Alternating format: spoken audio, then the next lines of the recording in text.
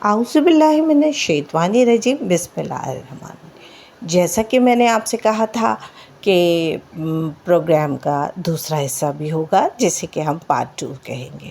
تو پارٹ 2 میں ہم اپنے ٹاپک کو کنکلیوڈ کریں گے پروسیسنگ کے حوالے سے، اپڈیٹ کے حوالے سے، اور جو ہے اس میں جو بڑی تبدیلیاں آئی ہیں یا نہیں آئی ہیں، یا ہم سنی سنائی باتوں پر عمل کرنے لگے ہیں۔ تو کنٹینیو کرتے ہیں کہ دیکھیے کینیڈا کے ویزے کے لیے جو سب سے امپورٹنٹ چیزیں ہیں وہ اسکرین پہ میں نے آپ کو اسٹارٹ میں ہی دکھا دی ہیں۔ ان کی ورڈز پر جو ہے وہ آپ کو بہت خیال رکھنا ہوتا ہے۔ پروسیسنگ ٹائم سم ٹائم جو ہے وہ زیادہ لگ جاتا ہے، اسپیشلی گرین پاسپورٹ پہ جو ہے وہ 90 ڈیز بھی سم ٹائم اپروول کے لیے لگ جاتا ہے۔ ریزن یہ کہ وہ ڈیسیجن لیتے ہیں، او ڈی این کا جو لیٹر ہوتا ہے وہ آپ کے لیے ڈیسیجن لیتا ہے کہ آپ نے ویزا کس بنیاد پر اپلائی کیا ہے۔ اگر آپ ٹورسٹ کے لیے جا رہے ہیں تو یہ آپ کے لیے بہت امپورٹنٹ ہے کہ آپ کے پاس سفیشینٹ بیلنس موجود ہونا چاہیے، اور پر ڈے $200 سے $250 کا خرچہ آپ کے پاس موجود ہو۔ اس کے علاوہ اگر آپ کسی ہوٹل میں ٹھہریں گے تو اس کی پکی بکنگ ہونی چاہیے، paid hotel voucher, not a dummy booking. اور بالکل اسی طرح اگر آپ کسی ریلیٹیو کے رہنے جاتے ہیں جن سے آپ نے انویٹیشن منگوایا ہے، عام طور پہ یہ دیکھنے میں آیا ہے کہ انویٹیشن اسٹرانگ ہونے کے باوجود بھی ہمارا ویزا ریجیکٹ ہو جاتا ہے، ریفیوزڈ ہو جاتا ہے۔ اس کا ریزن یہ ہے، جو سب سے بڑی بات دیکھنے میں آئی ہے، کہ جو پاکستان سے جا رہا ہوتا ہے اس کے پاس سم ٹائم بینک بیلنس ہی نہیں ہوتا ہے، یا وہ اس نے ایٹ دا اینڈ پوائنٹ کسی سے پیسے لیے ڈال کے آپ کو دکھا دیے، تو امیگریشن اس بات کی اسکروٹنی کرتا ہے، ٹھیک ہے۔ پھر اس کی کوئی ٹریولنگ نہیں ہوتی ہے، پھر اس کا بزنس ہے، وہ لینڈ لارڈ ہے یا وہ بزنس چلاتا ہے، بزنس اونر ہے، سول پروپرائٹر ہے یا ڈائریکٹرشپ ہے، لیکن اس کے پاس کاغذات مکمل نہیں ہیں، یا ان پاسٹ اس نے پہلے کبھی کینیڈا اپلائی کیا ہے، بٹ اپنے کسی کنسلٹنٹ کے کہنے پر اس نے خود کو اسکلڈ ورکر پروگرام میں ڈال دیا تھا، یا ورکر بن کے ڈال دیا تھا، یا مزدور پہ ڈال دیا تھا، اور اب وہ دوبارہ ایک اونرشپ سے جا رہا ہے۔ تو یہ باتیں کاؤنٹیبل ہوتی ہیں امیگریشن کی اسکروٹنی میں۔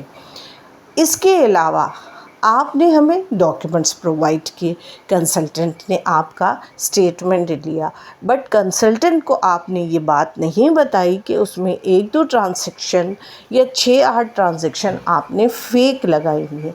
تو جب بینک سے ویریفائی ہوتا ہے تو پھر وہ آپ کا کیس جو ہے وہ ریفیوزل میں چلا جاتا ہے۔ یہ وہ سارے پوائنٹس ہیں جن کو اگر آپ بہت زیادہ خیال رکھیں گے تو ویزا آپ کا ریجیکٹ نہیں ہوتا ہے۔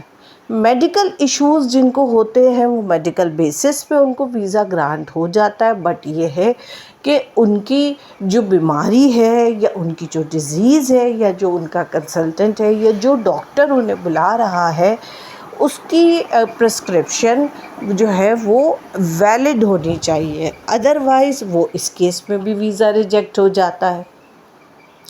تو لہٰذا اس ساری بات کی ایک بات ہی بنتی ہے کہ آپ اپنے ڈاکیومنٹ کو جب بھی کریں گیدر، تو آپ اپنے ڈاکیومنٹ کو بہت اچھی طرح اسکروٹنی کریں۔ اگر آپ نے پہلے سے ویزا اپلائی کیا ہوا ہے اور ویزا آپ کا ریفیوزڈ ہے، تو اس پہ آپ نے دوبارہ اسی پوری اسٹوری کو ریپیٹ کر کے اسی پر آپ نے ویزے کو اپلائی کرنا ہے۔ آپ نے ایسی کوئی غلطی نہیں کرنی کہ فرسٹ ٹائم آپ نے اپلائی کیا تھا تو آپ لیبر تھے اور سیکنڈ ٹائم آپ ایک اونر بن کے جا رہے ہیں۔ یہ باتیں ہر ایک کو خود بھی نہیں پتہ ہوتی ہیں، اور نہ ہی وہ آپ کو اس بات پہ گائیڈ لائن دے پاتا ہے، جس کی وجہ سے کلائنٹ کا بہت بڑا نقصان ہو جاتا ہے۔ اب ہم بات کریں گے اسٹیٹمنٹ. تو اسٹیٹمنٹ صرف پرانی ہی نہیں ہونی چاہیے، اس میں موجود ٹرانزیکشن بھی ہونے چاہیے. ہمارے معصوم کلائنٹ اور ہمارے ان ایجوکیٹڈ کنسلٹنٹ یا ایجنٹ حضرات وہ ان کو کہتے ہیں جی 30 لاکھ 32 لاکھ 35 لاکھ آپ جو ہے اپنے اکاؤنٹ میں شو کر دیجئے تو آپ کا ویزا لگ جائے گا، جبکہ ایسا نہیں ہوتا. اسی طرح اگر آپ نے اپنے ملک سے باہر ایک ٹرپ بھی نہیں کیا ہے as a traveller, not a skilled programme پہ آپ کہیں گئے ہوئے ہیں، آپ دبئی میں مزدور تھے، آپ سعودیہ میں مزدور تھے، آپ نے یہاں پہ کام کیا، قطر میں کام کیا ہے، وہ آپ کی ٹریول ہسٹری نہیں ہوتی ہے، وہ سمجھ لیں آپ کا پاسپورٹ زیرو پر ہی ہے. تو آپ نے پراپر خود کو ٹریولر شو کرنا ہوتا ہے. اب ٹریولر بھی شو کرنے کے کچھ خاص طریقے ہوتے ہیں جو کہ ہمارے ہر کنسلٹنٹ یا ایجنٹ کو نہیں پتہ ہوتے ہیں. ٹریولر شو کرنا ہوتا ہے، آپ کو ایسٹ اپنا شو کرنا ہوتا ہے. آپ اپنے گراؤنڈ کو پاکستان میں جتنا مضبوط رکھیں گے آپ کو ویزا ملنے میں اتنی ہی آسانی ہوگی. اب اس میں کچھ کنڈیشن ہیں. اگر کوئی بیٹا یا بیٹی اپنے ماں باپ کو بلاتی ہے تو ان کی ایج کنسیڈر ہوتی ہے اور ان کا اسپانسر ان کا بچہ ہوتا ہے، یا وہ اپنی کانویکیشن پہ بلا رہا ہے یا وہ والدین کو کینیڈا گھومنے کے لیے بلا رہا ہے تو پھر جلدی ویزا لگ جاتا ہے. لیکن اگر کوئی بہن بھائی اپنے بہن بھائی کو بلا رہا ہے تو اس میں اسکروٹنی زیادہ ہوتی ہے اور اس میں ریجیکشن کیسز زیادہ بن کے سامنے آتے ہیں. ایٹ دا کنکلوژن اسکرین پر ہے، آپ ضرور دیکھیے پڑھیے.